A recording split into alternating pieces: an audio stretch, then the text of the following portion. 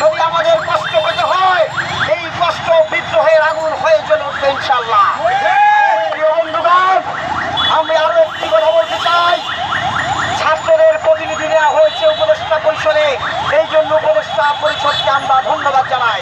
কারণ ছাত্ররা আমাদেরকে আন্দোলন করতে শিখিয়েছে, আবু সাইদ আমাদেরকে রাস্তায় নামার স্ত্রিয়া জুগিয়ে দিয়েছে। এই উপদেষ্টা পরিষদে আলেম সমাজের প্রতিনিধি নেওয়া হয়েছে, আলহামদুলিল্লাহ।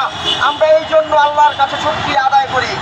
কিন্তু অত্যন্ত দুঃখের সাথে বলতে হয়, আমরা যখন দেখি শ্রমিকদের কোনো প্রতিনিধি এই উপদেষ্টা পরিষদে নাই, তখন আমার মনে হয় বাংলাদেশের 7.5 কোটি শ্রমিকের সাথে এই উপদেষ্টা পরিষদ তামাশা করতেছে। আমরা এই তামাশা মানব না। কিন্তু সরকার আমরা বসিয়েছি, আমরা রক্ত দিয়েছি, আমরা রাজপথে ঘাম জড়িয়েছি, আমরা রাজপথে গুলি খেয়েছি। তাই সরকারের বিরুদ্ধে কোনো হিংসাত্মক, কোনো ধ্বংসাত্মক কথা নয়, কোনো ধ্বংসাত্মক কর্মসূচি নয়।